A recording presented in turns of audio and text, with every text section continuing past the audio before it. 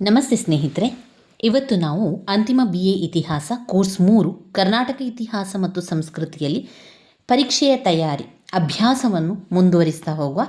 ಈಗಾಗಲೇ ನಾವು ಮುಖ್ಯವಾದ ಪ್ರಶ್ನೆಗಳನ್ನು ಯಾವುದೆಲ್ಲ ಇದೆ ಅಂತ ನೋಡ್ಕೊಂಡಿದ್ದೇವೆ. ನೀವು ಕೂಡ ಪಾಯಿಂಟ್ಸ್ ಬುಕ್ ಮಾಡ್ಕೊಂಡಿದ್ದೀರಿ. ಪಾಯಿಂಟ್ಸ್ ಬುಕ್ ಮಾಡಿಕೊಂಡು ಪಾಯಿಂಟ್ಸ್ಗಳನ್ನೆಲ್ಲ ಬರಿತಾ ಹೋಗಿ. ಮುಖ್ಯವಾದ ಪ್ರಶ್ನೆಗಳನ್ನು ಈಗಾಗಲೇ ಹೇಳ್ತಾ ಹೋಗಿದ್ದೇನೆ. ಆಧಾರಗಳನ್ನು ಬರ್ಕೊಳ್ಳಿ, ಆಧಾರಗಳಲ್ಲಿ ಪಾಯಿಂಟ್ಸ್ಗಳನ್ನು ಬರ್ಕೊಳ್ಳಿ. ಅದಾದ ನಂತರ ನಾವು ಓದ್ತಾ ಇರುವಂಥದ್ದು 1ನೇ ಬುಕ್ಕರಾಯನ ಬಗ್ಗೆ ಓದ್ಕೊಂಡಿದ್ದೇವೆ. ಅದರಲ್ಲಿ ಬರುವಂತಹ ಪಾಯಿಂಟ್ಸ್ಗಳನ್ನು ಕೂಡ ಬರ್ಕೊಳ್ಳಿ ಸ್ನೇಹಿತರೆ. ಇನ್ನು ಇಮ್ಮಡಿ ದೇವರಾಯ, 2ನೆಯ ದೇವರಾಯ, ಇಮ್ಮಡಿ ದೇವರಾಯ 2 ಹೆಸರು ಉಂಟು. ಇದಕ್ಕೆ ಕನ್ಫ್ಯೂಸ್ ಆಗಬೇಡಿ. ಪ್ರಶ್ನೆ ಪತ್ರಿಕೆಯಲ್ಲಿ ಕೆಲವೊಮ್ಮೆ ಏನು ಮಾಡ್ತಾರೆ ಅಂತ ಹೇಳಿದರೆ, ಇಮ್ಮಡಿ ದೇವರಾಯನ ಸಾಧನೆಗಳನ್ನು ತಿಳಿಸಿ, ಅವರ ದಿಗ್ವಿಜಯಗಳ ಬಗ್ಗೆ ತಿಳಿಸಿ, ದೇವರಾಯನ ಬಗ್ಗೆ ತಿಳಿಸಿ ಅಂತ ಕೇಳಿದಾಗ ನಮಗೆ ಇಮ್ಮಡಿ ದೇವರಾಯ ಅಂತ ನಾವು ಓದಿರ್ತೇವೆ, 2ನೇ ದೇವರಾಯ ಅಂತ ಓದಿರುವುದಿಲ್ಲ.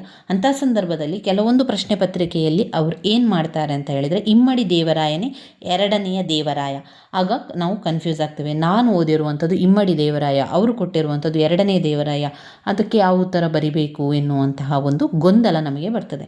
ಅದರಿಂದ ಅಲ್ಲೇ ಬರ್ಕೊಳ್ಳಿ ನೀವು, 2ನೇ ದೇವರಾಯ ಅಥವಾ ಇಮ್ಮಡಿ ದೇವರಾಯನ ಸಾಧನೆ. 15 ಅಂಕಕ್ಕೆ ಪ್ರಶ್ನೆ ಪತ್ರಿಕೆಯಲ್ಲಿ ಬಂದಿರುವಂತಹ, ಹಳೆ ಪ್ರಶ್ನೆ ಪತ್ರಿಕೆಯಲ್ಲಿ ಬಂದಿರುವಂತಹ ಪ್ರಶ್ನೆಯಾಗಿದೆ ಅದು. ಇಲ್ಲಿ ಅವರು ಪಾಯಿಂಟ್ಸ್ ಅಂತ ಕೊಡಲಿಲ್ಲ, ನಾವು ಆ ಪಾಯಿಂಟ್ಸ್ ನಂಬರನ್ನು ಹಾಕಿ ಆ ರೀತಿ ಕಲಿಯೋದ್ರಿಂದ, ಅಥವಾ ಪಾಯಿಂಟ್ಸ್ ಬುಕ್ಕಲ್ಲಿ ಅದೇ ರೀತಿಯಲ್ಲಿ ಬರ್ಕೊಳ್ಳಿ. ಯಾರು ಈ ಇಮ್ಮಡಿ ದೇವರಾಯ? ಇಮ್ಮಡಿ ದೇವರಾಯನು ಸಂಗಮ ದೊರೆಗಳಲ್ಲಿ ಅತ್ಯಂತ ಶ್ರೇಷ್ಠ ದೊರೆ. ಈಗ ಸಂಗಮ ವಂಶ ಅಂತ ಬರ್ತದಲ್ಲ, ಈ ಸಂಗಮ ವಂಶದ ದೊರೆಗಳಲ್ಲಿ, ಸಂಗಮ ದೊರೆಗಳಲ್ಲಿ ಅತ್ಯಂತ ಶ್ರೇಷ್ಠವಾದಂತಹ ದೊರೆ ಯಾರು? ಈ ಇಮ್ಮಡಿ ದೇವರಾಯ, ಅಂದರೆ 2ನೇ ದೇವರಾಯ ಆಗಿರ್ತಾನೆ. ಇವನು ಪ್ರೌಢ ದೇವರಾಯನೆಂದು ಕೂಡ ಪ್ರಸಿದ್ಧನಾಗಿದ್ದಾನೆ. ಕೇವಲ 2 ಹೆಸರಲ್ಲ ಅವನಿಗೆ, ಮತ್ತೊಂದು ಹೆಸರಿದೆ, ಪ್ರೌಢ ದೇವರಾಯ. ಇಮ್ಮಡಿ ದೇವರಾಯನು ಸಂಗಮ ದೊರೆಗಳಲ್ಲಿ ಅತ್ಯಂತ ಶ್ರೇಷ್ಠನಾದಂತಹ ದೊರೆ. ಆಮೇಲೆ ಇಮ್ಮಡಿ ದೇವರಾಯನನ್ನು 2ನೇ ದೇವರಾಯನೆಂದು ಕರೆಯುತ್ತಾರೆ. ಅಷ್ಟೇ ಅಲ್ಲದೆ ಇಮ್ಮಡಿ ದೇವರಾಯನು ಪ್ರೌಢ ದೇವರಾಯನೆಂದು ಕೂಡ ಪ್ರಸಿದ್ಧವನ್ನು ಪಡೆದಿದ್ದಾನೆ. ಈ 2ನೇ ದೇವರಾಯನು ಗಜಬೇಟೆಗಾರ ಎಂಬ ಬಿರುದನ್ನು ಹೊಂದಿದ್ದ. ಅಂದರೆ ಆನೆಗಳನ್ನು ಬೇಟೆಯಾಡುವಂತಹ ಒಂದು ಬಿರುದು ಅವನಿಗೆ, ಗಜಬೇಟೆಗಾರ ಅಂತ ಒಂದು ಬಿರುದು ಕೂಡ ಅವನಿಗೆ ಸಿಕ್ಕಿದೆ. ಅವನು ಆಳ್ವಿಕೆಯನ್ನು ನಡೆಸಿರುವಂಥದ್ದು 22 ವರ್ಷಗಳ ಕಾಲ ಅವನು ಆಡಳಿತವನ್ನು ಮಾಡ್ತಾ ಹೋಗ್ತಾನೆ. 2ನೇ ದೇವರಾಯನು ತನ್ನ ಕಾಲದಲ್ಲಿ ವಿಜಯನಗರ ಸಾಮ್ರಾಜ್ಯ ಸರ್ವತೋಮುಖ ಬೆಳವಣಿಗೆ ಕಂಡಿತು. ವಿಜಯನಗರದ ಸಾಮ್ರಾಜ್ಯ ತುಂಬಾ ಪ್ರಸಿದ್ಧಿ ಹೊಂದಿತ್ತು. ವಿಜಯನಗರದಲ್ಲಿ ಅತ್ಯಂತ ವೈಭವದಿಂದ ಕೂಡಿದಂತಹ ಸಮಯ ಅದು. ಆಗ ಬಂದಂತಹ ಎಲ್ಲ ರಾಜರುಗಳು ವಿಜಯನಗರ ಸಾಮ್ರಾಜ್ಯವನ್ನು ಉತ್ತಮ ರೀತಿಯಲ್ಲಿ ಆಡಳಿತವನ್ನು ಮಾಡಿದ್ದಾರೆ. ಅದರಲ್ಲಿ ಇಮ್ಮಡಿ ದೇವರಾಯ ಕೂಡ ಒಬ್ಬನಾಗಿದ್ದ. ಇವನು ಯಾವ ರೀತಿ ಪ್ರಸಿದ್ಧನಾಗಿದ್ದ ಅಂದರೆ, ಅದನ್ನು ಕೂಡ ನೀವು ಪಾಯಿಂಟ್ಸ್ ರೀತಿಯಲ್ಲಿ ಬರೀರಿ. ಇಮ್ಮಡಿ ದೇವರಾಯ ಯೋಧನಾಗಿ ಪ್ರಖ್ಯಾತವನ್ನು ಹೊಂದಿದ್ದ. ಇಮ್ಮಡಿ ದೇವರಾಯ ಯೋಧನಾಗಿದ್ದ. ಇಮ್ಮಡಿ ದೇವರಾಯ ಸಾಮ್ರಾಜ್ಯದ ನಿರ್ಮಾಪಕನಾಗಿದ್ದ. 2ನೇದು, ಇಮ್ಮಡಿ ದೇವರಾಯನು ಸಾಮ್ರಾಜ್ಯ ನಿರ್ಮಾಪಕನಾಗಿದ್ದ. ಇಮ್ಮಡಿ ದೇವರಾಯ ದಕ್ಷ ಆಡಳಿತಗಾರನಾಗಿದ್ದ. ಇಮ್ಮಡಿ ದೇವರಾಯನು ದಕ್ಷ ಆಡಳಿತಗಾರನಾಗಿದ್ದ. ಇಮ್ಮಡಿ ದೇವರಾಯನು ಮಹಾನ್ ದಿಗ್ವಿಜಯಿಯಾಗಿದ್ದ. ಇಮ್ಮಡಿ ದೇವರಾಯ ಮಹಾನ್ ದಿಗ್ವಿಜಯಿ ಕೂಡ ಆಗಿದ್ದ. ಇವನು ಯೋಧನಾಗಿ, ಸಾಮ್ರಾಜ್ಯ ನಿರ್ಮಾಪಕನಾಗಿ, ದಕ್ಷ ಆಡಳಿತಗಾರನಾಗಿ, ಮಹಾನ್ ದಿಗ್ವಿಜಯನಾಗಿ ಪ್ರಖ್ಯಾತವನ್ನು ಗಳಿಸಿದ್ದಂಥವನು. ಯಾವ ರೀತಿಯ ದಿಗ್ವಿಜಯಗಳೆಲ್ಲ ಮಾಡ್ತಾನೆ ಅಂತ ಹೇಳಿದರೆ, 2ನೆಯ ದೇವರಾಯನು 1428ರಲ್ಲಿ, ಈಗ ನಿಮಗೆ ಇಸವಿಗಳು ನೆನಪಿಗೆ ಬರ್ತಾ ಇಲ್ಲ ಅಂತಾದರೆ ಅದನ್ನು ಬಿಟ್ಟುಬಿಡಿ, ಇಸವಿಯನ್ನು ಬರಿಬೇಕು ಅಂತ ಇಲ್ಲ. ಕೊಂಡವೀಡು ಪ್ರದೇಶದ ಮೇಲೆ ದಾಳಿ ಮಾಡಿ ಕೊಂಡವೀಡು ರಾಜ್ಯವನ್ನು ಜಯಿಸಿದನು. 2ನೇ ದೇವರಾಯ ಏನು ಮಾಡ್ತಾನೆ? ಕೊಂಡವೀಡು ಪ್ರದೇಶಕ್ಕೆ ಹೋಗಿ ಅಲ್ಲಿ ಯುದ್ಧವನ್ನು ಮಾಡಿ ಕೊಂಡವೀಡು ರಾಜ್ಯವನ್ನು ಜಯಗಳಿಸ್ತಾನೆ. ಮೊದಲ ಪಾಯಿಂಟ್, ಕೊಂಡವೀಡು ರಾಜ್ಯವನ್ನು ಜಯಗಳಿಸಿದ ಅಂತ ಹಾಕಿ. 1ನೇ ಪಾಯಿಂಟ್ನಲ್ಲಿ ಕೊಂಡವೀಡು ರಾಜ್ಯವನ್ನು ಜಯಗಳಿಸಿದ. 2, ಕಪಿಲೇಂದ್ರನನ್ನು ಸೋಲಿಸಿದ ಅಂತ ಪಾಯಿಂಟ್ಸ್ ಬುಕ್ಕಲ್ಲಿ ಹಾಕಿ. ನಿಮ್ಮ ಪಾಯಿಂಟ್ಸ್ ಬುಕ್ಕಲ್ಲಿ ಇಮ್ಮಡಿ ದೇವರಾಯನ ಸಾಧನೆ ಅಂತ ಬರೀರಿ, ಬ್ರಾಕೆಟಲ್ಲಿ 2ನೇ ದೇವರಾಯ ಅಂತ ಕೂಡ ಬರೀರಿ. ನಂತರ ಅವನು ಯೋಧನಾಗಿ, ಸಾಮ್ರಾಜ್ಯ ನಿರ್ಮಾಪಕನಾಗಿ, ದಕ್ಷ ಆಡಳಿತಗಾರ, ಅದನ್ನೆಲ್ಲ ಬರೀರಿ. ನಂತರ ದಿಗ್ವಿಜಯವನ್ನು ಬರಿತಾ ಹೋಗುವಂಥದ್ದು, ಅಂದರೆ ಸಾಧನೆಯವನು. 1ನೇ ಪಾಯಿಂಟ್, ಕೊಂಡವೀಡು ರಾಜ್ಯವನ್ನು ಜಯಿಸಿದನು. 2ನೇ ಪಾಯಿಂಟ್, ಕಪಿಲೇಂದ್ರನನ್ನು ಸೋಲಿಸಿದನು. ಯಾರು ಈ ಕಪಿಲೇಂದ್ರ? ಒರಿಸ್ಸಾದ ರಾಜ. ಒರಿಸ್ಸಾದ ಗಜಪತಿ ಕಪಿಲೇಂದ್ರ ರಾಜಮಂಡ್ರಿಯನ್ನು ಮುತ್ತಿಗೆ ಹಾಕಿದನು. ಯಾರು? ಕಪಿಲೇಂದ್ರ ಏನು ಮಾಡ್ತಾನೆ? ಒರಿಸ್ಸಾದ ಗಜಪತಿಯಾದಂಥ ಕಪಿಲೇಂದ್ರ ರಾಜಮಂಡ್ರಿಯನ್ನು ಮುತ್ತಿದನು. ರಾಜಮಂಡ್ರಿಯ ರೆಡ್ಡಿ ಅರಸರು ದೇವರಾಯನ ಸಹಾಯವನ್ನು ಯಾಚಿಸ್ತಾರೆ. ಕಪಿಲೇಂದ್ರ ಏನು ಮಾಡ್ತಾನೆ? ರಾಜಮಂಡ್ರಿಯನ್ನು ಮುತ್ತಿಗೆ ಹಾಕಿದಾಗ ಈ ರಾಜಮಂಡ್ರಿ ಎರಡನೇ ದೇವರಾಯನ ಹತ್ರ ಹೋಗಿ ಕೇಳ್ತಾನೆ, ನನಗೆ ಸಹಾಯ ಮಾಡು, ನನ್ನ ಜೊತೆಗೆ ನಿಲ್ಲು, ಯುದ್ಧಕ್ಕೆ ಸಹಾಯವನ್ನು ಯಾಚಿಸ್ತಾನೆ. ಯಾರು? ರಾಜಮಂಡ್ರಿ. ಆ ಕಾರಣದಿಂದಾಗಿ ದೇವರಾಯನು ರಾಜಮಂಡ್ರಿಯ ಪರವಾಗಿ ಯುದ್ಧವನ್ನು ಮಾಡಿ ಕಪಿಲೇಂದ್ರನನ್ನು ಸೋಲಿಸ್ತಾನೆ. ಅದರಿಂದ 2ನೇ ಪಾಯಿಂಟ್, ಕಪಿಲೇಂದ್ರನನ್ನು ಸೋಲಿಸಿದನು. 3ನೇ ಪಾಯಿಂಟ್, ದೋಅಬ್ ಪ್ರದೇಶದ ಒಡೆತನವನ್ನು ಪಡೆದುಕೊಂಡನು. 3ನೇ ಪಾಯಿಂಟ್, ದೋಅಬ್ ಪ್ರದೇಶದ ಒಡೆತನ ಸಿಗುತ್ತದೆ. ಹೇಗೆ? ದೋಅಬ್ ಪ್ರದೇಶದ ಒಡೆತನಕ್ಕೆ 2ನೇ ದೇವರಾಯನು ಬಹುಮನ ಸುಲ್ತಾನನೊಡನೆ ಯುದ್ಧಗಳಲ್ಲಿ ತೊಡಗ್ತಾನೆ. ಬಹುಮನಿ ಸುಲ್ತಾನನ ಜೊತೆಗೆ 2ನೇ ದೇವರಾಯನು ಯುದ್ಧಕ್ಕೆ ಹೋಗ್ತಾನೆ. ಬಹಮನಿ ಸುಲ್ತಾನ ಅಹಮದ್ ಶಾ ವಿಜಯನಗರದ ಪ್ರದೇಶದಲ್ಲಿ ಮತ್ತೆ ಪ್ರವೇಶವನ್ನು ಮಾಡಿದನು. ದೇವರಾಯನು ಬಹುಮನಿ ಸಾಮ್ರಾಜ್ಯದ ವಿರುದ್ಧ ಯುದ್ಧವನ್ನು ಕೂಡ ಹೂಡ್ತಾನೆ. ವಿಜಯನಗರ ಸೈನ್ಯವು ಮುದಗಲ್ ದರ್ಗವನ್ನು ವಶಪಡಿಸಿಕೊಂಡಿತು. ಹೀಗೆ ರಾಯಚೂರು, ಬಂಕಾಪುರ ಕೋಟೆಗಳನ್ನು ಕೂಡ ಮುತ್ತಿ ನಂತರ ಶತ್ರು ಸೈನ್ಯವನ್ನು ವಿಜಯಪುರದವರೆಗೆ ಬೆನ್ನಟ್ಟಿಕೊಂಡು ಹೋಗಲಾಯಿತು. ಮುದಗಲ್ ಕೋಟೆಯಲ್ಲಿ ದೊರೆತ ದೇವರಾಯನ ಶಾಸನವು ಈ ಪ್ರದೇಶವು ಆ ಕಾಲಕ್ಕೆ ವಿಜಯನಗರದ ಅಧಿಪತ್ಯಕ್ಕೆ ಒಳಪಟ್ಟಿದ್ದ ಸಂಗತಿಯನ್ನು ತಿಳಿಸ್ತದೆ. ಅಂದರೆ ಅಲ್ಲಿ ನಮಗೆ ಆಧಾರ ಸಿಕ್ಕಿತು. ಅಲ್ಲಿ ಕೆಲವೊಂದು ಶಾಸನ ಆಧಾರಗಳು ನಮಗೆ ಸಿಕ್ಕಿದ್ದರಿಂದ ನಮಗೆ ಆವಾಗ ಗೊತ್ತಾಯಿತು ವಿಜಯನಗರದ ಅಧಿಪತ್ಯಕ್ಕೆ ಒಳಪಟ್ಟಿದ್ದ ಸಂಗತಿ. ಆ ಕಾಲದಲ್ಲಿ ವಿಜಯನಗರದ ಅಧಿಪತ್ಯಕ್ಕೆ ಒಳಗೊಂಡಿತು ದೇವರಾಯನ ಶಾಸನ ನಮಗೆ ಅಲ್ಲಿ ಗೊತ್ತಾಗುವಂಥದ್ದು. ದೋಅಬ್ ಪ್ರದೇಶ ಒಡೆತನಕ್ಕೆ 2ನೇ ದೇವರಾಯನು ಸಿಕ್ಕಿರುವಂಥದ್ದು ಅಂತ. 4ನೇ ಪಾಯಿಂಟ್, ಕೇರಳದ ಮೇಲೆ ಗೆಲುವನ್ನು ಸಾಧಿಸ್ತಾನೆ 2ನೇ ದೇವರಾಯ. ಇಲ್ಲಿ ದೇವರಾಯನು ಕೇರಳದ ಮೇಲೆ ಗೆಲುವನ್ನು ಸಾಧಿಸಿದ್ದು ಮತ್ತೊಂದು ಮಹತ್ವದ ಹೆಜ್ಜೆಯಾಗಿ ಬಿಡ್ತದೆ. ಕೇರಳದ ಕ್ವಿಲಾನ್ ಮತ್ತು ಕಲ್ಲಿಕೋಟೆಗಳನ್ನು ಪೆಗು ರಾಜ್ಯದಿಂದ ಕಪ್ಪ ಕಾಣಿಕೆ ಸಂಗ್ರಹಿಸಿದನೆಂದು ನಿಜ್ ಹೇಳಿದ್ದಾನೆ. ಈ ಸನ್ನಿವೇಶದಲ್ಲಿ 2ನೇ ದೇವರಾಯನು ದಕ್ಷಿಣ ಪಥದ ಚಕ್ರಾಧಿಪತಿ ಎಂಬ ಬಿರುದನ್ನು ಸಹ ಪಡಿತಾನೆ. ಕೇರಳವನ್ನು ಸೋಲಿಸಿ ಕೇರಳದ ಮೇಲೆ ಗೆಲುವನ್ನು ಸಾಧಿಸುವಂಥದ್ದು 2ನೇ ದೇವರಾಯ.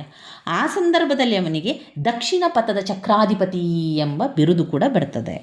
ಪಾಯಿಂಟ್ ನಂಬರ್ 4, ಕೇರಳದ ಮೇಲೆ ಗೆಲುವು ಸಾಧಿಸಿದ್ದು.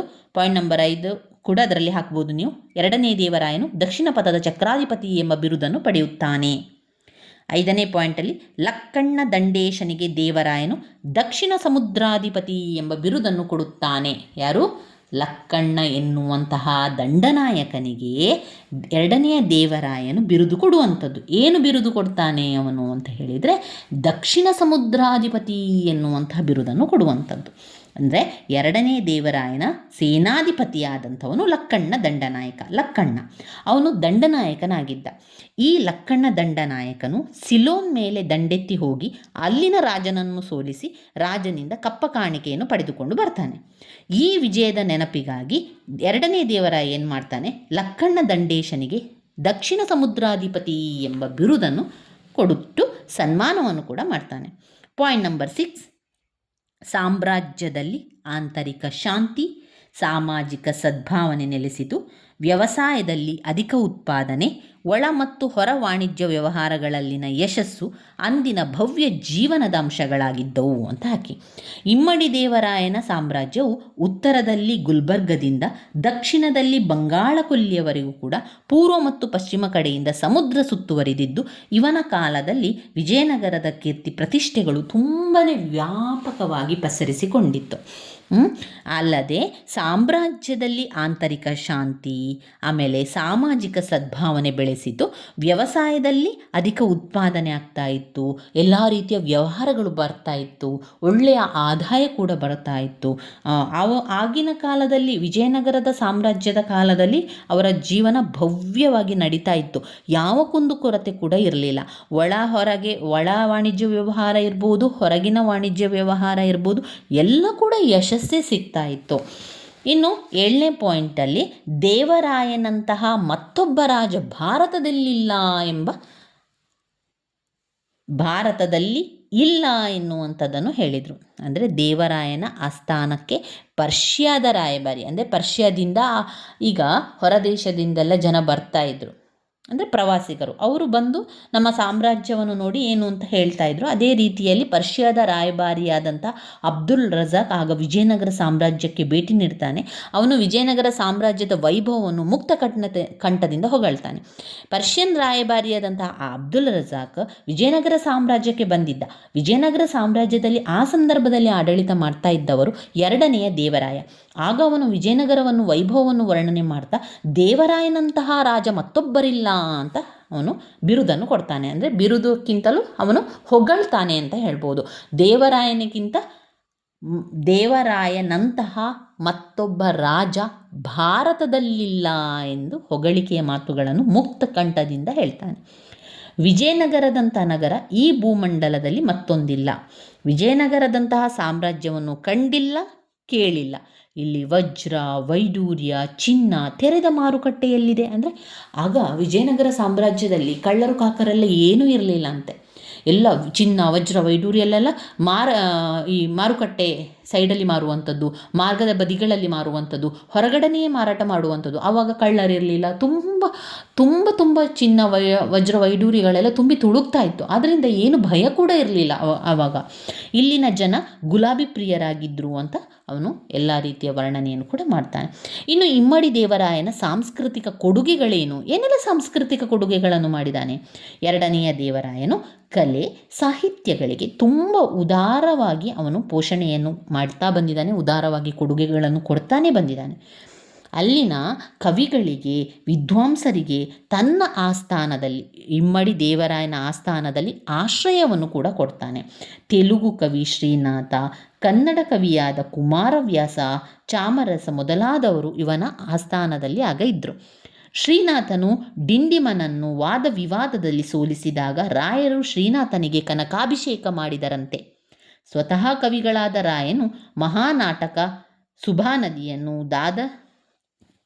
ಬಾದರಾಯಣ್ಣ ಬ್ರಹ್ಮಸೂತ್ರಗಳ ಮೇಲೆ ಒಂದು ಭಾಷ್ಯ ಸಂಸ್ಕೃತದಲ್ಲಿ ರಚಿಸಿದರು. ಎರಡನೆಯ ದೇವರಾಯನು ಹಂಪಿಯ ಹಜಾರರಾಮಸ್ವಾಮಿ ದೇವಾಲಯವನ್ನು ನಿರ್ಮಾಣ ಮಾಡ್ತಾನೆ. ಈ ಸಮಯದಲ್ಲಿ ಇಮ್ಮಡಿ ದೇವರಾಯನು ಹಜಾರರಾಮಸ್ವಾಮಿ ಎನ್ನುವಂತಹ ದೇವಾಲಯವನ್ನು ಹಂಪಿಯಲ್ಲಿ ನಿರ್ಮಾಣ ಮಾಡ್ತಾನೆ. ಮಿಲಿಟರಿ ಸುಧಾರಣೆ ಅಂತ ಹೇಳಿದರೆ ಇಮ್ಮಡಿ ದೇವರಾಯನು ತುಂಬಾ ಸುಧಾರಣೆಯನ್ನು ಮಾಡ್ತಾ ಹೋಗ್ತಾನೆ. ಅಂದರೆ ಸೈನಿಕ ವರ್ಗದವರು, ಸೈನಿಕರನ್ನು ತುಂಬ ಹೆಚ್ಚು ಮಾಡುವಂಥದ್ದು, ಅವರಿಗೆ ಉತ್ತಮ ತರಬೇತಿಯನ್ನು ಕೊಡುವಂಥದ್ದು, ಅವರಿಗೆ ಬೇಕಾದಂಥ ಎಲ್ಲ ವ್ಯವಸ್ಥೆಯನ್ನು ಮಾಡಿಕೊಡ್ತಾ ಇದ್ದ. ಹಿಂದೂ ಸೈನಿಕರಿಗೆ ತರಬೇತಿ ನೀಡಲು ಮುಸ್ಲಿಂ ಅಧಿಕಾರಿಗಳನ್ನು ತನ್ನ ಸೈನ್ಯಕ್ಕೆ ಸೇರಿಸಿಕೊಂಡನು. ಅಬ್ದುಲ್ ರಜಾಕ್ ಹೇಳಿರುವಂತೆ ಅವನ ಸೈನ್ಯ 11 ಲಕ್ಷ ಸೈನಿಕರು ಅವನ ಜೊತೆಗೆ ಇದ್ದರು. ಅವರಿಗೆ ತರಬೇತಿಯನ್ನು ಕೊಡಲಿಕ್ಕೆ ಮುಸ್ಲಿಂ ಸೈನಿಕರನ್ನು ಅವರ ಒಂದು ಸೈನ್ಯಕ್ಕೆ ಸೇರಿಸಿಕೊಳ್ತಾನೆ.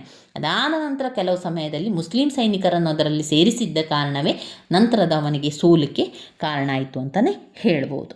ಇವಿಷ್ಟು ಇಮ್ಮಡಿ ದೇವರಾಯನ ಬಗ್ಗೆ ನೀವು ಬರಿತಾ ಹೋಗಬೇಕು. ಇಮ್ಮಡಿ ದೇವರಾಯನು ಒಟ್ಟಿನಲ್ಲಿ ಒಬ್ಬ ಯೋಧನಾಗಿದ್ದ, ಸಾಮ್ರಾಜ್ಯ ನಿರ್ಮಾಪಕನಾಗಿದ್ದ, ದಕ್ಷ ಆಡಳಿತಗಾರನಾಗಿದ್ದ, ಮಹಾನ್ ದಿಗ್ವಿಜಯಿಯಾಗಿದ್ದ. ಇದನ್ನು ಸ್ಕಿಪ್ ಮಾಡಬೇಡಿ ಸ್ನೇಹಿತರೆ. ಇಮ್ಮಡಿ ದೇವರಾಯ ಎರಡನೇ ದೇವರಾಯನ ಬಗ್ಗೆ ಕೇಳಿಯೇ ಕೇಳ್ತಾರೆ. ಆದ್ದರಿಂದ ಅದನ್ನು ನಿಮ್ಮ ಪಾಯಿಂಟ್ಸ್ ಬುಕ್ಕಲ್ಲಿ ಬರ್ಕೊಳ್ಳಿ, ಅಥವಾ ನಿಮ್ಮ ಟೆಕ್ಸ್ಟ್ ಬುಕ್ ಅಂತ ಇದ್ದರೆ ನೀವು ಅದರಲ್ಲೇ ಗುರುತನ್ನು ಕೂಡ ಹಾಕ್ಕೊಳ್ಬೋದು. ಇನ್ನು ನಾವು ಓದಬೇಕಾಗಿರುವಂತಹ ಮುಖ್ಯವಾದಂತಹ ಒಂದು ಪ್ರಶ್ನೆ, ಘಟಕ 2ರಲ್ಲಿ ಬರುವಂತಹ ಕೃಷ್ಣದೇವರಾಯನ ಆಡಳಿತ ಇರ್ಬೋದು, ಅಥವಾ ಕೃಷ್ಣದೇವರಾಯನ ಸಾಧನೆಗಳು ಏನೆಲ್ಲ ಮಾಡಿಕೊಂಡಿದ್ದಾನೆ, ಕೃಷ್ಣದೇವರಾಯ ಆಡಳಿತ ಯಾವ ರೀತಿ ಇತ್ತು, ಸಾಂಸ್ಕೃತಿಕ ಕೊಡುಗೆ ಯಾವ ರೀತಿ ಇತ್ತು, ಸಾಹಿತ್ಯದ ಬೆಳವಣಿಗೆ ಯಾವ ರೀತಿ ಇತ್ತು ಅಂತ ಎಲ್ಲವನ್ನೂ ಕೂಡ ನಾವು ನೋಡ್ತಾ ಹೋಗಬೇಕು.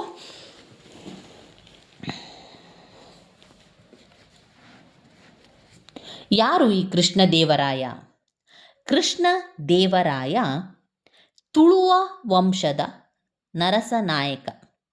ತುಳುವ ವಂಶದ ನಾಯಕ, ಈ ಸಂತತಿಯ ಸ್ಥಾಪಕ, ತುಳುವ ವಂಶದ ಒಬ್ಬ ಸ್ಥಾಪಕ ಕೃಷ್ಣದೇವರಾಯ ಅಂತ ಹೇಳ್ಬೋದು. ತುಳುವ ನರಸನಾಯಕ, ಈ ಸಂತತಿಯ ಸ್ಥಾಪಕ. ಕೃಷ್ಣದೇವರಾಯನು ಶ್ರೀಕೃಷ್ಣ ಜನ್ಮಾಷ್ಟಮಿಯ ದಿನದಂದು ಕೃಷ್ಣದೇವರಾಯನು ವಿಜಯನಗರದ ಸಿಂಹಾಸನವನ್ನು ಏರುತ್ತಾನೆ. ಯಾವಾಗ? ಶ್ರೀಕೃಷ್ಣ ಜನ್ಮಾಷ್ಟಮಿಯ ದಿವಸ ಈ ಕೃಷ್ಣದೇವರಾಯನು ವಿಜಯನಗರದ ಸಿಂಹಾಸನವನ್ನು ಏರುತ್ತಾನೆ. ಯಾರಿವನು? ಶ್ರೀಕೃಷ್ಣ ದೇವರಾಯನು ಅವನೊಬ್ಬ ದಕ್ಷ ಆಡಳಿತಗಾರನಾಗಿದ್ದ. 2 ಅಪ್ರತಿಮ ವೀರನಾಗಿದ್ದ. 3 ಚತುರ ರಾಜನೀತಿಜ್ಞನಾಗಿದ್ದ. 4 ಕಲೆ ಸಾಹಿತ್ಯ ಧರ್ಮಗಳ ಆರಾಧಕನಾಗಿದ್ದಾನೆ. ಯಾರು? ಕೃಷ್ಣದೇವರಾಯ. ಕೃಷ್ಣದೇವರಾಯ ಹೇಗಿದ್ದ?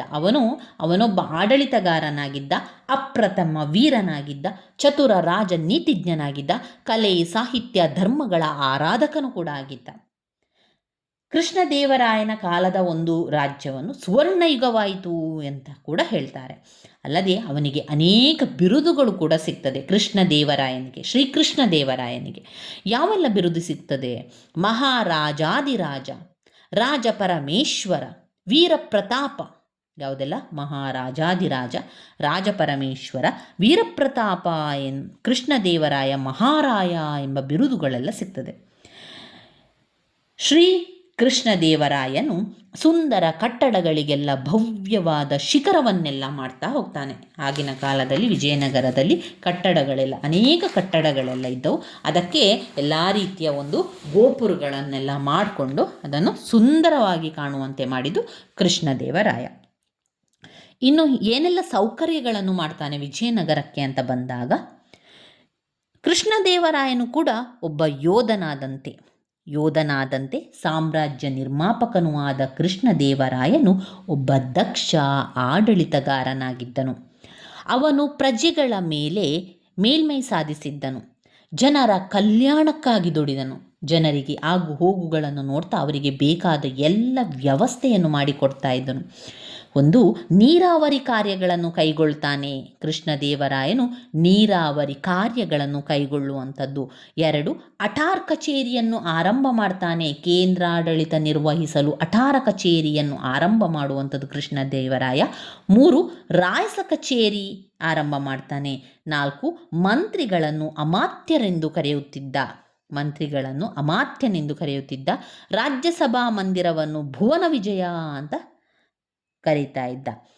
ಆಗಿನ ಕಾಲದಲ್ಲಿ ಶ್ರೀಕೃಷ್ಣ ದೇವರಾಯನು ತನ್ನ ಆಡಳಿತದ ಅನುಕೂಲಕ್ಕಾಗಿ ತುಂಬನೇ ಸಾಮ್ರಾಜ್ಯವನ್ನು ಒಬ್ಬರಿಗೆ ನೋಡ್ಕೊಳ್ಳಿಕ್ಕೆ ಕಷ್ಟ ಆಗ್ತದೆ ಅಂತ ಹೇಳಿ ಆ ಒಂದು ಆಡಳಿತದ ಅನುಕೂಲಕ್ಕಾಗಿ ಸಾಮ್ರಾಜ್ಯವನ್ನು ಅನೇಕ ಭಾಗಗಳಾಗಿ ವಿಂಗಡಣೆ ಮಾಡ್ತಾನೆ. ಅನೇಕ ಅಧಿಕಾರಿಗಳನ್ನು, ಅಂದರೆ ಈಗ ಮಂಡಲ, ನಾಡು, ವಿಷಯ, ಗ್ರಾಮಗಳಾಗಿ ವಿಭಾಗವನ್ನು ಮಾಡಿ ಅದನ್ನು ನೋಡ್ಕೊಂಡು ಬರುವಂಥ ಕೆಲಸವನ್ನು ಅಧಿಕಾರಿಗಳಿಗೆ ಕೊಟ್ಟು ಅಧಿಕಾರಿಗಳು ಬಂದು ಅವನಿಗೆಲ್ಲ ವಿಷಯ ತಿಳಿಸ್ಕೊಡ್ಬೇಕಿತ್ತು. ಅದು ಮಂಡಲ, ನಾಡು, ವಿಷಯ, ಗ್ರಾಮಗಳಾಗಿ ವಿಭಾಗ ಮಾಡುವಂಥದ್ದು.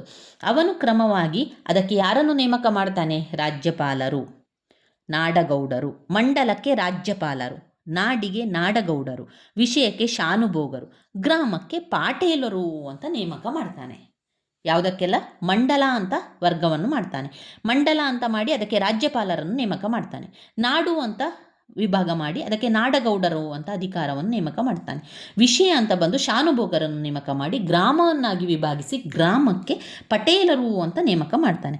ಒಟ್ಟಾರೆ ಅವರ ಅಮುಕ್ತ ಮೌಲ್ಯದ ಕೃತಿಯನ್ನು ರಚಿಸುವ ಮೂಲಕ ತಾನೊಬ್ಬ ರಾಜನೀತಿಜ್ಞನಂತೆ ನಿರೂಪಿಸಿದನಲ್ಲದೆ ರಾಜನೀತಿಯ ಮೂಲ ಮಂತ್ರಗಳಾದಂತಹ ಮಂತ್ರಶಕ್ತಿ, ಪ್ರಭುಶಕ್ತಿ, ಉತ್ಸಾಹ ಶಕ್ತಿಗಳನುಸಾರ ರಾಜ್ಯಭಾರ ಮಾಡಿದನು.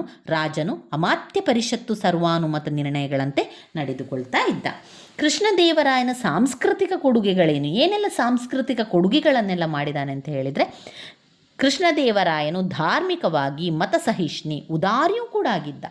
ರಾಯರು ವೈಷ್ಣವರಾಗಿದ್ದ, ಶ್ರೀಕೃಷ್ಣನ ಆರಾಧಕರಾಗಿದ್ದನು. ರಾಜಧಾನಿಯಲ್ಲಿ ವಿಠಲನಿಗೆ ಬಾಲಭವನವೊಂದು ನಿರ್ಮಾಣವನ್ನು ಮಾಡಿ ರಾಯನು ಶ್ರೀವ್ಯಾಸರಾಯ, ಪುರಂದರದಾಸ, ಕನಕದಾಸ ಮೊದಲಾದ ವೈಷ್ಣವ ಸಂತರನ್ನು ಗೌರವಿಸಿದನು. ಇನ್ನು ಕ್ರೈಸ್ತರಿಗೆ ಚರ್ಚುಗಳನ್ನು, ಮುಸ್ಲಿಮರಿಗೆ ಮಸೀದಿಗಳನ್ನು ಕೂಡ ನಿರ್ಮಾಣವನ್ನು ಮಾಡ್ತಾರೆ. ತನ್ನ ಸೈನ್ಯಗಳಲ್ಲಿ ಮುಸ್ಲಿಮರನ್ನು ಸೇರಿಸಿಕೊಂಡಿದ್ದನು. ತನ್ನ ಸಿಂಹಾಸನದ ಬಳಿ ಕುರಾನನ್ನು ಇಟ್ಟು ಗೌರವಿಸಿದ್ದನು. ಬಹಮನಿ ಸುಲ್ತಾನನನ್ನು ಅಧಿಕಾರಕ್ಕೆ ತಂದಿದ್ದನ್ನು ಅವನ ಮತಸಹಿಷ್ಣುತೆ ಉದಾಹರಣೆ ಕೂಡ ಆಗಿತ್ತು. ಇನ್ನು ಪ್ರಜೆಗಳಿಗೆ ಪೂರ್ಣ ಧಾರ್ಮಿಕ ಸ್ವಾತಂತ್ರ್ಯವನ್ನು ಕೊಟ್ಟವನು ಕೃಷ್ಣದೇವರಾಯನು. ಈ ಎಲ್ಲ ವಿಚಾರಗಳನ್ನು ನೀವು ಪಾಯಿಂಟ್ಸನ್ನು ಮಾಡ್ಕೊಂಡು ಬರಿತಾ ಹೋಗಿ ಸ್ನೇಹಿತರೆ. ನನಗೆಲ್ಲ ಹೇಳುವಂಥ ವಿಚಾರಗಳನ್ನು ಪಾಯಿಂಟ್ಸ್ ರೀತಿಯಲ್ಲಿ ಬರೀರಿ. ಪಾಯಿಂಟ್ ನಂಬರ್ 10, ಪ್ರಜೆಗಳಿಗೆ ಪೂರ್ಣ ಧಾರ್ಮಿಕ ಸ್ವಾತಂತ್ರ್ಯವನ್ನು ನೀಡಿದನು. ಇನ್ನು ವಿದೇಶಿಯರು ಸಾಮ್ರಾಜ್ಯದಲ್ಲಿ ಮುಕ್ತವಾಗಿ ಸಂಚರಿಸಬಹುದಾಗಿತ್ತು. ಕ್ರೈಸ್ತ, ಯಹೂದಿಗಳು, ಜೈನರ, ಇಸ್ಲಾಮಿಯರೆಂದು ಪ್ರಶ್ನಿಸುತ್ತಿರಲಿಲ್ಲ. ಕೃಷ್ಣಶಾಸ್ತ್ರಿಯವರು ಅವನದು ಧಾರ್ಮಿಕ ವೈಶಲ್ಯ ನೀತಿಯಾಗಿತ್ತು ಎಂದಿದ್ದಾರೆ. ಕೃಷ್ಣದೇವರಾಯನ ಕಾಲದಲ್ಲಿ ಸಾಹಿತ್ಯ ಬೆಳವಣಿಗೆ ಯಾವ ರೀತಿಯೆಲ್ಲ ಇತ್ತು? ಕೃಷ್ಣದೇವರಾಯನು ಸ್ವತಃ ತಾನು ಕೂಡ ಕವಿಯಾಗಿದ್ದನು, ವಿದ್ವಾಂಸನೂ ಕೂಡ ಆಗಿದ್ದನು, ಬಹುಭಾಷಾ ಪಂಡಿತನೂ ಕೂಡ ಆಗಿದ್ದನು. ಅವನ ಆಸ್ಥಾನದಲ್ಲಿ ಅನೇಕ ಜೈನ, ಬ್ರಾಹ್ಮಣ, ವೀರಶೈವ ಕವಿಗಳು ಆಶ್ರಯವನ್ನು ಪಡೆದಿದ್ದರು. ಅವನಿಗೆ ಕನ್ನಡ ವಲ್ಲಭ, ಕನ್ನಡ ರಾಜ, ರಮಾರಮಣ, ಆಂಧ್ರಭೋಜ ಎಂಬ ಬಿರುದುಗಳನ್ನು ಗಳಿಸಿದ್ದನು. ಸಾಹಿತ್ಯ ಪ್ರಗತಿ ಅವನ ಕಾಲವನ್ನು ಗ್ರೀಸನ್, ಪೆರಿಕ್ಲಸ್ ಮತ್ತು ಇಂಗ್ಲೆಂಡ್ನ ಎಲಿಜಬೆತ್ ಕಾಲಕ್ಕೆ ಹೋಲಿಸಲಾಯಿತು. ಅಮುಕ್ತ ಮೌಲ್ಯನ ಹಾಗೂ ಸಂಸ್ಕೃತದಲ್ಲಿ ರಸಮಂಜರಿ, ಜಾಂಬವತಿ ಕಲ್ಯಾಣ ಅನೇಕ ರೀತಿಯ ಕೃತಿಗಳನ್ನು ರಚನೆ ಮಾಡಿದ್ದಾರೆ. ಕೃಷ್ಣದೇವರಾಯನು ತನ್ನ ಆಸ್ಥಾನದಲ್ಲಿ 8 ಜನ ಕವಿಗಳಾದ ದಿಗ್ಗಜರಿಂದ ಅಲಂಕಾರ ಮಾಡಿಕೊಂಡಿದ್ದನು. 8 ಜನ ಕವಿ ದಿಗ್ಗಜರಿಂದ ಅಲಂಕಾರ ಕೂಡ ಮಾಡಿದ್ದನು. ಬೇರೆ ಬೇರೆ ಆಶ್ರಯವನ್ನು ಕೂಡ ಅವನು ನೀಡಿರ್ತಾನೆ. ಕೃಷ್ಣದೇವರಾಯನ ವ್ಯಕ್ತಿತ್ವದ ಬಗ್ಗೆ ನೋಡ್ತಾ ಹೋಗುವ. ಕೃಷ್ಣದೇವರಾಯನು ಒಬ್ಬ ದಕ್ಷ ಆಡಳಿತನಾಗಿದ್ದ.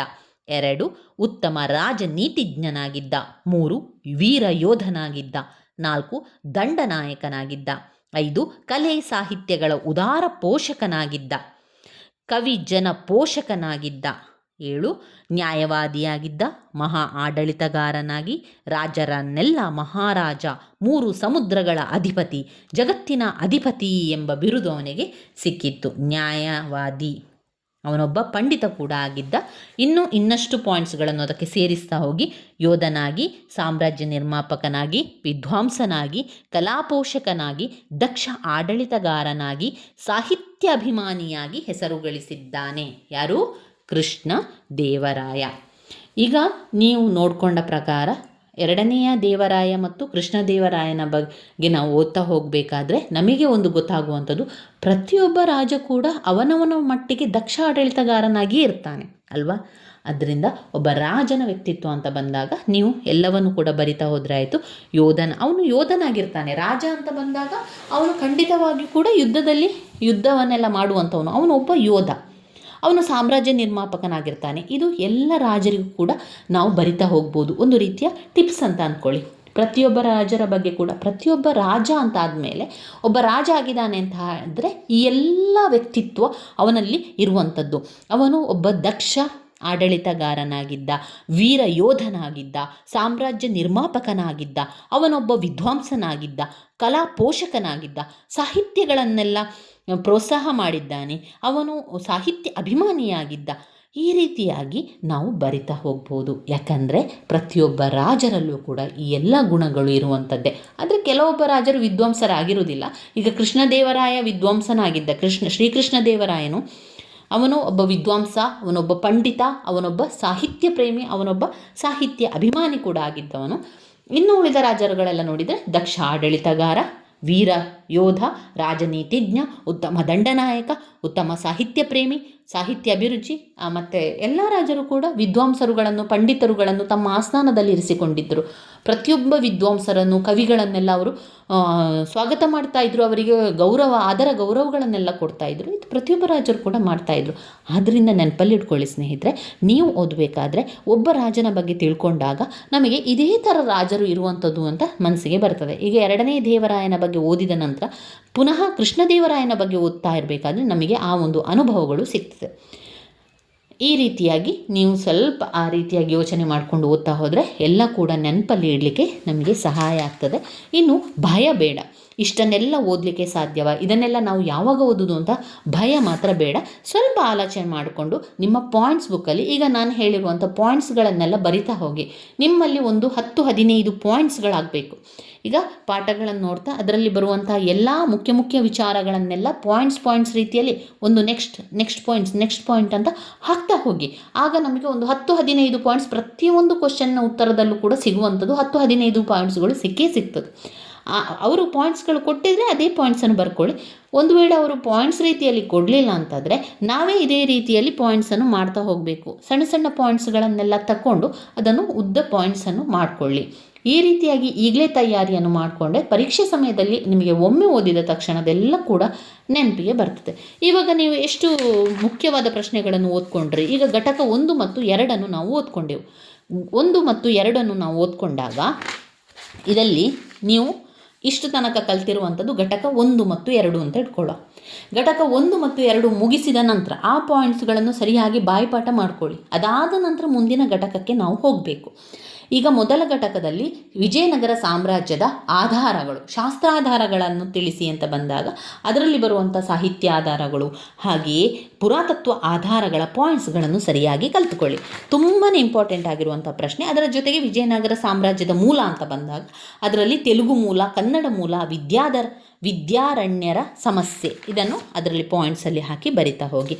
ಇನ್ನು ಅದಾದ ಮೇಲೆ 1ನೇ ಬುಕ್ಕರಾಯನ ಬಗ್ಗೆ 5 ಅಂಕ ಕೊಟ್ಟಿರುವಂಥದ್ದು. 1ನೇ ಬುಕ್ಕರಾಯ ಯಾರ ಜೊತೆಗೆ ಇದ್ದ, ಅವನು ಯಾವ ಒಬ್ಬ ದಕ್ಷ ಆಡಳಿತಗಾರನಾಗಿದ್ದ, ಉತ್ತಮ ರಾಜನೀತಿಜ್ಞನಾಗಿದ್ದ, ಯಾವ ರೀತಿ ಧರ್ಮ ಸಹಿಷ್ಣನಾಗಿದ್ದ, ಜೈನ ಮತ್ತು ವೈಷ್ಣವರ ನಡುವೆ ಏರ್ಪಡಿದ ಜಗಳವನ್ನು ನಿಲ್ಲಿಸಿ ಅವರ ನಡುವೆ ಸಾಮರಸ್ಯ ಮೂಡಿಸಿದವನು ಈ 1ನೆಯ ಬುಕ್ಕರಾಯ. ವೈದಿಕ ಮಾರ್ಗ ಪ್ರವರ್ತಕ ಎಂಬ ಬಿರುದು ಬಂತು. ಯಾಕಂದರೆ ವಿದ್ವಾಂಸರನ್ನು, ಪಂಡಿತರನ್ನು, ಆದರವನ್ನು ಸ್ವಾಗತಿಸಿ ಅವನ ಒಂದು ರಾಜ್ಯದಲ್ಲಿ, ಅವನ ಒಂದು ಆಸ್ಥಾನದಲ್ಲಿ ಇರಿಸಿಕೊಂಡವನು, ಅವರಿಗೆ ಒಂದು ಸ್ವಾಗತವನ್ನು, ಅವರಿಗೊಂದು ಸ್ಥಾನಮಾನವನ್ನು ಕೊಟ್ಟದ್ರಿಂದ ವೈದಿಕ ಮಾರ್ಗ ಪ್ರವರ್ತಕ ಎಂಬ ಬಿರುದೆಲ್ಲ ಬರ್ತದೆ. ಇದನ್ನು ನೀವು ಪಾಯಿಂಟ್ಸ್ ರೀತಿಯಲ್ಲಿ ಹಾಕ್ಕೊಳ್ಳಿ. ಇನ್ನು ಇದಾದ ನಂತರ ನೀವು ಬರಿಬೇಕಾಗಿರುವಂಥದ್ದು 2ನೇ ದೇವರಾಯನ ಸಾಧನೆಗಳು. ಇದರಲ್ಲಿ ನಾನು ಹೇಳಿರುವಂತೆ ಅದರಲ್ಲಿ ಬರುವಂತಹ ಎಲ್ಲ ಪಾಯಿಂಟ್ಸ್ಗಳನ್ನು, ಅವರು ಸಾಧಿಸಿದಂಥ ದಿಗ್ವಿಜಯಗಳಿರ್ಬೋದು, ಸಾಂಸ್ಕೃತಿಕ ಕೊಡುಗೆಗಳಿರ್ಬೋದು, ಹಾಗೆ ಯೋಧನಾಗಿದ್ದ, ಸಾಮ್ರಾಜ್ಯ ನಿರ್ಮಾಪಕನಾಗಿದ್ದ, ದಕ್ಷ ಆಡಳಿತಗಾರನಾಗಿದ್ದ, ಮಹಾನ್ ದಿಗ್ವಿಜಯಾಗಿದ್ದ, ಇದನ್ನೆಲ್ಲ ಕೂಡ ಪಾಯಿಂಟ್ಸ್ ಮಾಡಿಕೊಂಡು ಬರೀತಾ ಹೋಗಿ. ಇದಾದ ನಂತರ ನಾವು ಓದ್ಕೊಳ್ಳೇಬೇಕಾಗಿರುವಂಥದ್ದು ಶ್ರೀಕೃಷ್ಣ ದೇವರಾಯನ ಆಡಳಿತ ಅಥವಾ ಕೃಷ್ಣದೇವರಾಯನ ಸಾಂಸ್ಕೃತಿಕ ಕೊಡುಗೆಗಳು. ಅವನು ಯಾವ ರಾಜ ಆಗಿದ್ದ, ವಿಜಯನಗರದಲ್ಲಿ ಏನೆಲ್ಲ ಸ್ಥಾನವನ್ನು ಪಡ್ಕೊಂಡಿದ್ದ, ಒಬ್ಬ ಅಟಾರ್ ಕಚೇರಿಯಾಗಿರ್ಬೋದು, ರಾಯಸ ಕಚೇರಿಯನ್ನು ಆರಂಭ ಮಾಡಿದ್ದು, ಮಂತ್ರಿಗಳನ್ನು ಅಮಾತ್ಯರೆಂದು ಕರೆದವರು, ಅದನ್ನೆಲ್ಲ ಮಾಡಿದಂಥವರು ಕೃಷ್ಣದೇವರಾಯ. ಅಷ್ಟೇ ಅಲ್ಲದೆ ಎಲ್ಲರಿಗೂ ಕೂಡ ಧಾರ್ಮಿಕ ಸ್ವಾತಂತ್ರ್ಯವನ್ನು ಕೊಟ್ಟ. ಯಾರು ಯಾವಾಗಲೂ ಬೇಕಾದರೂ ಪೂಜೆ ಮಾಡ್ಕೊಳ್ಬೋದು. ಧಾರ್ಮಿಕ ಸ್ವಾತಂತ್ರ್ಯವನ್ನು ಸಂಪೂರ್ಣವಾಗಿ ಕೊಡ್ತಾನೆ. ಕ್ರೈಸ್ತರಿಗೆ ಚರ್ಚುಗಳನ್ನು, ಮುಸ್ಲಿಮರಿಗೆ ಮಸೀದಿಗಳನ್ನು ನಿರ್ಮಾಣ ಮಾಡುವಂಥದ್ದು, ತನ್ನ ಸೈನ್ಯದಲ್ಲಿ ಮುಸ್ಲಿಮರ ಸೈನಿಕರನ್ನು ನೇಮಕ ಮಾಡಿಕೊಳ್ಳುವಂಥದ್ದು, ಇದೆಲ್ಲ ಕೂಡ ಮಾಡ್ತಾನೆ. ಅಷ್ಟೇ ಅಲ್ಲದೆ ಅವನು ಸ್ವತಃ ಪಂಡಿತನಾಗಿದ್ದ, ವಿದ್ವಾಂಸನಾಗಿದ್ದ, ಸಾಹಿತ್ಯ ಪ್ರೇಮಿಯಾಗಿದ್ದ. ತಾನು ಕೂಡ ಅನೇಕ ಗ್ರಂಥಗಳನ್ನು ಬರ್ತಾನೆ. ಅದರಲ್ಲಿ ಅಮುಕ್ತ ಮೌಲ್ಯನ ಎನ್ನುವಂತಹ ಗ್ರಂಥದಲ್ಲಿ ಸಂಪೂರ್ಣ ತಾನು ಯಾವ ರೀತಿ ರಾಜ್ಯಭಾರವನ್ನು ಮಾಡಿದ್ದೇನೆ, ವಿಜಯನಗರ ಸಾಮ್ರಾಜ್ಯದಲ್ಲಿ ಅವನು ಯಾವ ರೀತಿಯ ಆಡಳಿತವನ್ನು ಮಾಡ್ತಾ ಇದ್ದ, ವಿಜಯನಗರ ಸಾಮ್ರಾಜ್ಯದಲ್ಲಿ ಯಾವ ರೀತಿ ವೈಭವದಿಂದ ಕೂಡಿತ್ತು, ಎಷ್ಟು ಸಮಯ ತನಕ ರಾಜ್ಯಭಾರವನ್ನು ಮಾಡಿದ್ದಾನೆ, ಇದೆಲ್ಲ ಕೂಡ ವಿಚಾರ ಅಮುಕ್ತ ಮೌಲ್ಯನ ಎನ್ನುವಂತಹ ಗ್ರಂಥದಲ್ಲಿ ಅವನು ಬರೆದಿದ್ದಾನೆ. ಅಷ್ಟೇ ಅಲ್ಲದೆ ಕೃಷ್ಣದೇವರಾಯನು ತನ್ನ ಆಸ್ಥಾನದಲ್ಲಿ 8 ಜನ ಕವಿಗಳನ್ನು ದಿಗ್ಗಜರಿಂದ ಅಲಂಕಾರ ಕೂಡ ಮಾಡ್ತಾನೆ. 8 ಜನ ಕವಿಗಳು ಅವನ ಆಸ್ಥಾನದಲ್ಲಿದ್ದರು. ಅವರು ಬೇರೆ ಬೇರೆ ದಿಗ್ಗಜರಾಗಿ ಕೆಲಸವನ್ನು ಕೂಡ ಮಾಡ್ತಾರೆ. ಇನ್ನು ವ್ಯಕ್ತಿತ್ವ ಅಂತ ಬಂದಾಗ ಕೃಷ್ಣದೇವರಾಯನು ರಾಜನೀತಿಜ್ಞನಾಗಿದ್ದ, ವೀರಯೋಧನಾಗಿದ್ದ, ಉತ್ತಮ ದಂಡನಾಯಕನಾಗಿದ್ದ, ಕಲೆ ಸಾಹಿತ್ಯದ ಒಂದು ಪ್ರೇಮಿಯಾಗಿದ್ದ, ಸಾಮ್ರಾಜ್ಯ ನಿರ್ಮಾಪಕನಾಗಿದ್ದ, ವಿದ್ವಾಂಸನಾಗಿದ್ದ, ಕಲಾಪೋಷಕನಾಗಿ, ದಕ್ಷ ಆಡಳಿತಗಾರನಾಗಿ, ಸಾಹಿತ್ಯಾಭಿಮಾನಿಯಾಗಿ ಹೆಸರುವಾಸಿಯಾಗಿದ್ದಾನೆ. ಅವನಿಗೆ ನ್ಯಾಯವಾದಿ, ಪಂಡಿತ, ಮಹಾ ಆಡಳಿತಗಾರ, ರಾಜರೆಲ್ಲರ ಮಹಾರಾಜ, ಸಮುದ್ರ ರಾಜಗಳ ಅಧಿಪತಿ, ಜಗತ್ತಿನ ಅಧಿಪತಿ ಎನ್ನುವಂಥ ಬಿರುದುಗಳೆಲ್ಲ ಅವನಿಗೆ ಸಿಕ್ಕಿರುವಂಥದ್ದನ್ನು ಕಾಣ್ಬೋದು. ಇವಿಷ್ಟು ವಿಚಾರಗಳನ್ನು, ಇವಿಷ್ಟು ಮುಖ್ಯವಾದ ಪ್ರಶ್ನೆಗಳನ್ನು ನಿಮ್ಮ ಪಾಯಿಂಟ್ಸ್ ಬುಕ್ಕಲ್ಲಿ ಬರ್ಕೊಳ್ಳಿ ಸ್ನೇಹಿತರೆ. ಅದರ ಜೊತೆಗೆ ಆ ಪ್ರಶ್ನೆಯನ್ನು ಬರೆದು ಅದಕ್ಕೆ ಇರುವಂಥ ಪಾಯಿಂಟ್ಸ್ಗಳನ್ನು ಈವಾಗಲೇ ಬರೀರಿ.